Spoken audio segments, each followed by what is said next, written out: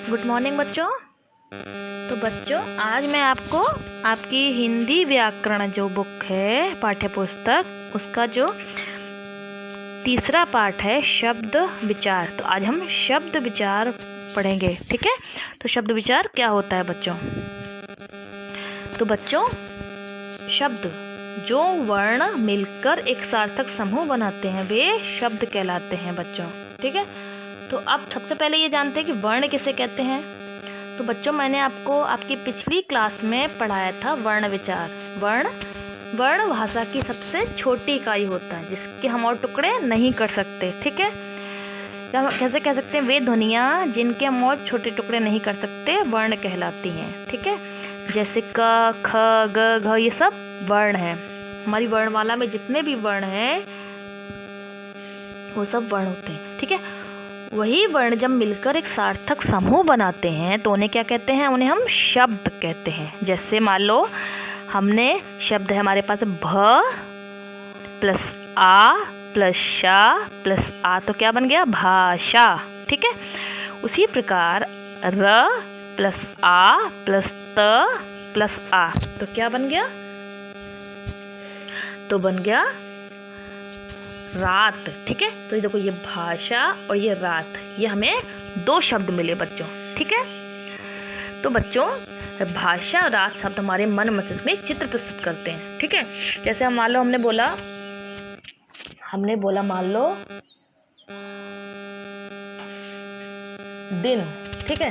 तो दिन the plus छोटी की मात्रा प्लस न, तो क्या बन गया? दिन। दिन का मतलब सुबह, ठीक है। तो बच्चों यही क्या कहलाते हैं? शब्द कहलाते हैं। लेकिन बच्चों अगर हम इन शब्दों को इनका क्रम बदल दें, जैसे मालूम ने भाषा को हमने लिखा श और भा, तो क्या बन गया? शाभा। या फिर कहें त प्लस र बराबर चितारा तरह, तो ये कोई शब्द नहीं है, इनका कोई अर्थ नहीं निकलता। तो ये शब्द क्या कहलाते हैं बच्चों? ये शब्द निरर्थक शब्द कहलाते हैं बच्चों, ठीक है। हम जैसे बच्चों और शब्द हम पढ़ते हैं, ठीक है। जैसे मान लो हमने पढ़ा खरगोश, तो ख प्लस अ प्लस र प्लस आ प्लस ग प्लस ओ प्लस श प्लस आ, तो क्या बन गया? खरगोश। या पढ़ा हमने मान लो मानव, तो क्या पढ़ा? म प्लस अ प्लस न प्लस अ प्लस व प्लस अ, मानव, ठीक है। तो ये शब्द कहलाते हैं बच्चों, ठीक है। चलो अब हम आगे पढ़ते हैं बच्चों। अब शब्दों के बच्चों उत्पत्ति के आधार पर, स्रोत या उत्पत्ति के आधार पर चार भेद होते हैं, ठीक है। तो पहला है हमारा बच्चों तत्सम शब्द, दूसरा तद्भव शब्द, तीसरा देश शब्द और चौथा विदेश शब्द बच्चों, ठीक है। तो ये चार प्रकार होते हैं स्रोत उत्पत्ति के आधार पर। चलो इसके बारे में हम आगे पढ़ते हैं, ठीक है। तो सबसे पहले है हमारा तत्सम शब्द। तो हिंदी में जो शब्द संस्कृत भाषा से ज्यों क्यों त्यों ले लिए गए हैं उन्हें हम क्या कहते हैं? उन्हें हम तत्सम शब्द कहते हैं। मतलब संस्कृत से जो शब्द लिए गए उनको हमने उनमें परिवर्तन नहीं किया। मतलब जो जैसे थे वैसे के वैसे उन्हें हम हिंदी में प्रयोग करते हैं, तो वो क्या कहलाते हैं? तत्सम शब्द, ठीक है। जैसे निंद्रा, भ्राता, पुत्र, ग्राम, ये सब हमारे तत्सम शब्द हैं। उसके बाद है हमारा सेकंड तद्भव शब्द। तो हिंदी में जो शब्द संस्कृत भाषा से आए लेकिन उनके रूप में परिवर्तन हो गया, उन्हें हमने परिवर्तित कर दिया, तो वो क्या कहलाए? वो तद्भव शब्द कहलाए। जैसे कि आम, पत्थर, मछली, धरती, ये सब हमारे क्या हैं? ये सब हमारे तद्भव शब्द हैं। इन आम को हम आम्र बोलते हैं संस्कृत में, मछली को मत्स्य बोलते हैं, ठीक है। इस प्रकार इनमें हमने परिवर्तन कर दिया, ये तद्भव शब्द कहलाया। उसके बाद हमारा तीसरा देश शब्द। तो हिंदी में जिन शब्दों का जन्म किसी भारतीय भाषा या बोली से हुआ उन्हें हम देश शब्द कहते हैं। मतलब हमारे आसपास हम जो रहते हैं वहाँ हम जो शब्द प्रयोग करते हैं उनको हम देशज शब्द कहते हैं। जैसे लोटा, कटोरी, खिड़की, सब हमारे भारत में प्रयोग होते हैं, ठीक है। तो वो शब्द देशज शब्द कहलाते हैं बच्चों, ठीक है। उसके बाद है बच्चों हमारा आगे है विदेश शब्द बच्चों। तो विदेश शब्द क्या होते हैं बच्चों? वे शब्द जो हिंदी भाषा में विदेशी भाषाओं से आए हैं उन्हें हम विदेशी शब्द कहते हैं। जैसे दर्जी है ना, कैंची, तोहफा और बाजार, ये सब क्या कहलाते हैं? ये सब हमारे विदेशी शब्द कहलाते हैं। जैसे दर्जी है, ये उर्दू भाषा से आया है। तोहफा उर्दू भाषा से आया है। बाजार ये भी उर्दू भाषा से आया है। ठीक है, तो सब विदेशी शब्द कहलाते हैं। ठीक है बच्चों, अब हम आगे पढ़ेंगे, कुछ शब्द पढ़ते हैं जो हमारे तत्सम, तद्भव, देशज और विदेशी शब्द। जैसे देखो, चंद्र ये हमारा तत्सम शब्द है, चांद ये तद्भव हो गया। ठीक है, उसी प्रकार पंच ये तत्सम शब्द है। संस्कृत भाषा में पंच को पंच ही प्रयोग करते हैं, लेकिन इसको तद्भव में क्या परिवर्तित कर दिया? 5। उसी प्रकार सप्त, अष्ट, अग्नि, सूर्य, ये सब हस्त, ये सब क्या है? ये सब तद्भव शब्द हैं। इनके तद्भव शब्द कौन से हैं? 7, 8, 11, सूरज, हाँ, ये सब इसके तद्भव शब्द हैं। ठीक है, उसके बाद है देश शब्द। तो देखो, पगड़ी, थैला, डिबिया, लोटा, खिड़की, तेंदुआ, खिचड़ी, ठेठ, ये सब हमारे देश शब्द हैं जो देसी भाषा से आए हैं। और school, college, pencil, postcard, doctor, machine, coupon, ये सब हमारे विदेशी शब्द हैं बच्चों। ये कैसे आए हैं? विदेशी भाषाओं से आए हैं। ठीक है, उसके बाद है बच्चों रचना के आधार पर शब्दों के भेद।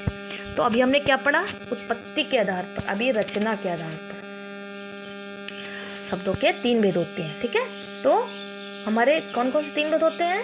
पहला होता है देखो रूप, पहले होता है रूढ़ शब्द, दूसरा यौगिक शब्द और तीसरा योग रूढ़ शब्द बच्चों। तो अब हम इनके बारे में डिटेल में पढ़ते। तो पहला है हमारा रूढ़ शब्द, जो शब्द परंपरा से चले आ रहे हैं तथा जिन्हें खंडों में विभाजित नहीं किया जा सकता, वे शब्द रूढ़ शब्द कहलाते हैं। तो बच्चों कुछ शब्द ऐसे होते हैं हमारी परंपरा से लोग बोलते चले आ रहे हैं। ठीक है, उनमें हम कोई परिवर्तन नहीं हो। जैसे रात को रात ही बोलते हैं। ठीक है, सुबह, समय, हाथ, तो इनको हम क्या कहते हैं? रूढ़ शब्द। फिर दूसरा है हमारा यौगिक शब्द। यौगिक से मतलब होता है योग, मिलाना। जो शब्द 2 या 2 से अधिक शब्दों के मेल से बनते हैं तथा जिन्हें सार्थक खंडों में विभाजित किया जा सकता है, वे यौगिक शब्द कहलाते हैं। तो कुछ शब्द ऐसे होते हैं जो 2 शब्दों के योग से बनते हैं, मिलाकर बनते हैं, और उनको हम जरूरत पड़ने पर अलग अलग विच्छेद कर सकते हैं। ठीक है, उसे हम क्या कहते हैं? वर्ण विच्छेद। जैसे दूत प्लस आवास, दूत प्लस आवास, तो क्या बन गया हमारा? दूतावास। ठीक है, उसी प्रकार हमारा देखो दिनेश, दिन प्लस ईश, दिनेश। देशभक्ति, तो क्या बन गया हमारा? देशभक्ति। तो ये हमारे यौगिक शब्द हैं। उसके बाद है बच्चों हमारा नेक्स्ट है, क्या है हमारा नेक्स्ट? योग रूढ़ शब्द। तो जिस यौगिक शब्द से किसी विशेष अर्थ का बोध होता है उसे हम योग रूढ़ शब्द कहते हैं। मतलब जब यौगिक शब्द सामान्य अर्थ ना देकर कुछ विशेष अर्थ देते हैं, कुछ अलग अर्थ देते हैं, तो वो क्या कहलाते हैं? योग रूढ़ शब्द कहलाते हैं। जैसे हम कहें हिमालय, तो हिम प्लस आलय, हिमालय, तो उसका क्या हो गया? पर्वत, विशेष के अर्थ में। या फिर हम कहें पंकज, तो क्या बन गया इसका? कमल। ठीक है, तो ये हमारे योग रूढ़ शब्दों के। अब कुछ योग रूढ़ शब्द देखो, जैसे हम आगे पढ़ते हैं, देखो हमारे जैसे चंद्र, भ्राता, वृक्ष, पुष्प, गाड़ी, पुस्तक, ये हमारे रूढ़ शब्द हैं। उसके बाद देश भक्त, देवालय, पाठशाला, रसोई घर, धर्मशाला, पुस्तकालय, ये हमारे यौगिक शब्द हैं। और पीतांबर मतलब पीला है जिसका अंबर कौन है? विष्णु। लंबोदर, लंबा है जिसका उदर कौन है? गणेश जी, है ना। जलज, जलज माने बादल। नीलकंठ, नीला है जिसका कंठ, शिव जी, हिमालय और चारपाई, ये हमारे योग रूढ़ शब्द है क्योंकि इनके अलग अर्थ निकल रहे हैं। ठीक है बच्चों, इसके बाद हम आगे पढ़ते हैं। तीसरा है बच्चों हमारा अर्थ के आधार पर शब्दों के दो भेद। जब हम किसी शब्द का अर्थ निकालते हैं बच्चों तो उसके आधार पर भी शब्दों के दो भेद होते हैं। पहला होता है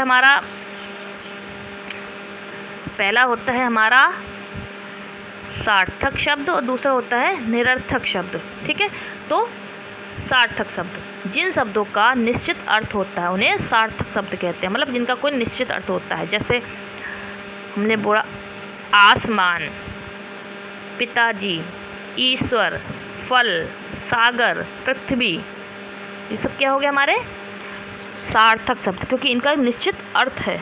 ठीक है, और दूसरा होता है निरर्थक शब्द। तो दूसरा क्या हुआ हमारा बच्चों, दूसरा हो गया हमारा निरर्थक शब्द। तो व्याकरण में केवल सार्थक शब्दों का ही अध्ययन किया जाता है, निरर्थक शब्दों का अध्ययन नहीं किया जाता। लेकिन कभी कभी वाक्य में कुछ निरर्थक शब्दों को भी प्रयोग में लाया जाता है और उनका कुछ अर्थ व्यक्त होता है। निरर्थक शब्दों का कोई विशेष अर्थ नहीं होता, केवल उनको वाक्य को बनाने के लिए प्रयोग में लाते हैं। जैसे हम बोलते हैं कभी कभी चाय वाय, खटपट, रोटी वोटी, गाना वाना, या तो ठीक है, तो यहाँ पर ये देखो वाय, वोटी, वाना, ये सब क्या है निरर्थक शब्द है, इनका कुछ अर्थ नहीं है लेकिन वाक्य को बनाने के लिए, तुक मिलाने के लिए इन शब्दों का प्रयोग किया गया है। ठीक है, उसके बाद है हमारा अब सार्थक शब्द जो होते हैं बच्चों उनके 6 भेद होते हैं। ठीक है, तो पहला है हमारा एकार्थक शब्द, दूसरा है अनेकार्थक शब्द, तीसरा है समानार्थक शब्द, चौथा विपरीतार्थक शब्द या विलोम शब्द, पांचवा श्रुति सम भिन्नार्थक शब्द और छठा वाक्यांश के लिए एक प्रयोग। ये तो आप आगे पढ़ेंगे लेकिन इसको हम संक्षेप में बताते हैं। सबसे पहले हमारा है एकार्थक शब्द। तो वे शब्द जिनका केवल एक ही अर्थ होता है उन्हें एकार्थक शब्द कहते हैं। जैसे पुस्तक, ठीक है, पुस्तक का अर्थ किताब, पुस्तक एक ही होता है तो वे एकार्थक शब्द कहलाते हैं। वृक्ष, ठीक है, जैसे हम बोले कलम, कागज, तो ये सब क्या है हमारे, ये सब हमारे एकार्थक शब्द हैं। उसके बाद है हमारा नेक्स्ट अनेकार्थक शब्द। तो वे शब्द जिनके एक से अधिक अर्थ होते हैं उन्हें अनेकार्थक शब्द कहते हैं। ठीक है, जैसे हम पढ़े, मान लीजिए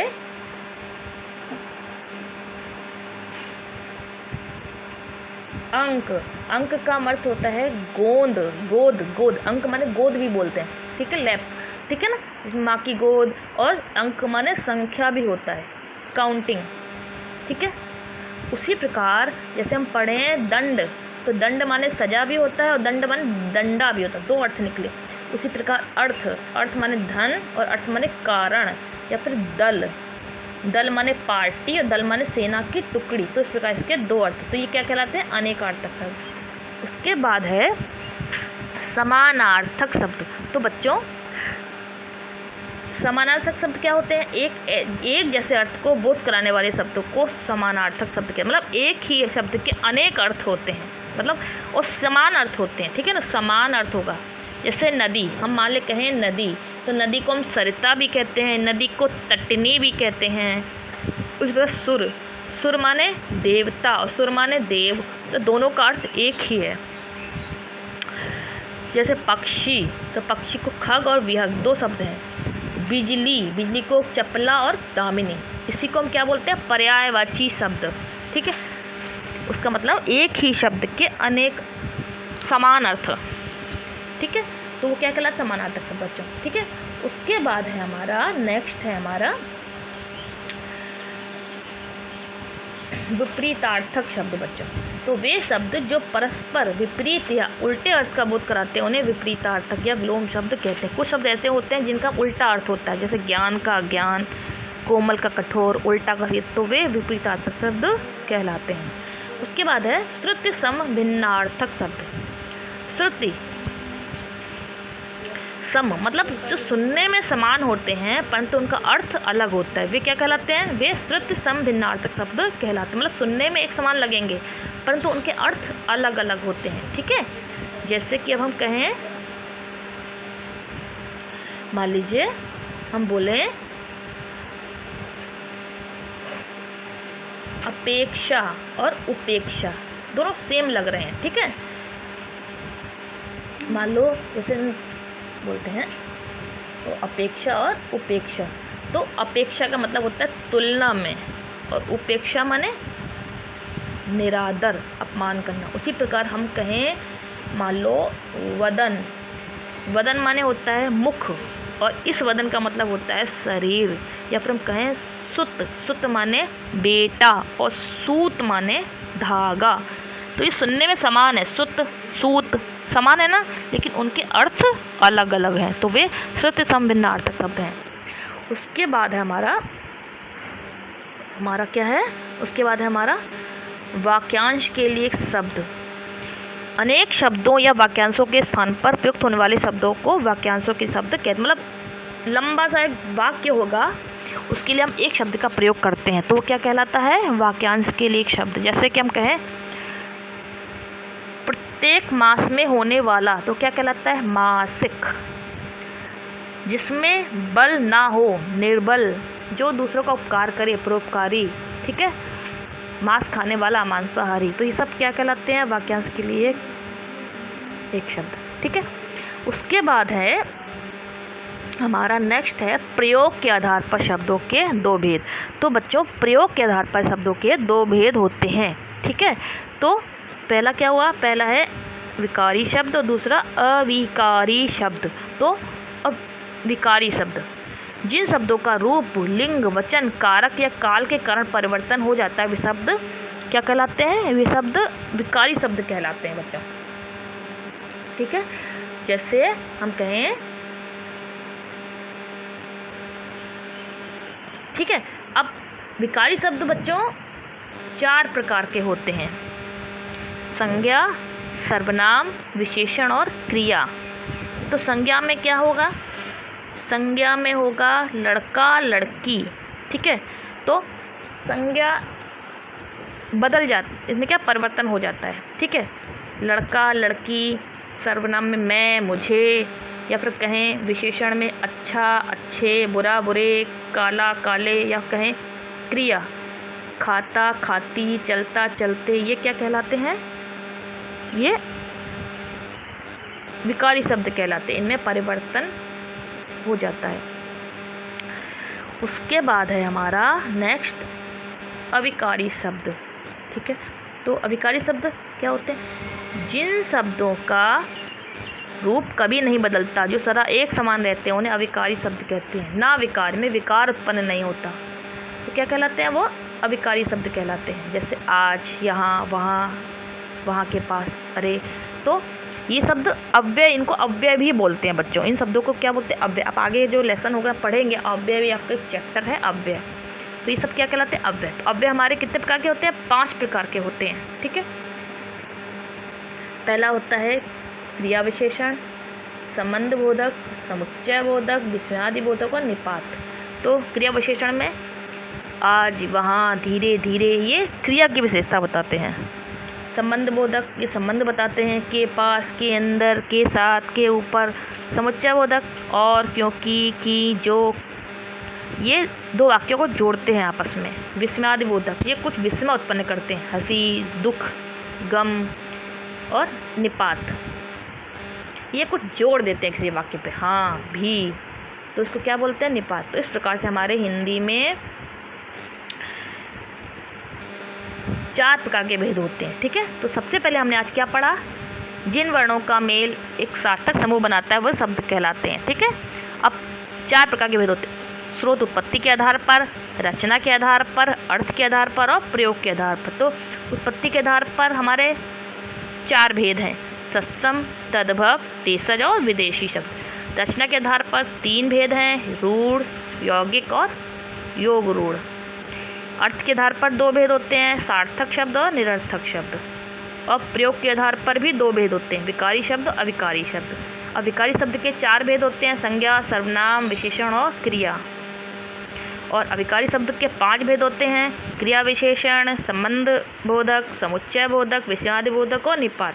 तो इस प्रकार बच्चों इस पाठ को पढ़ेंगे और कुछ समझ में नहीं आता है तब मुझसे पूछिए, ठीक है। हरे कृष्णा।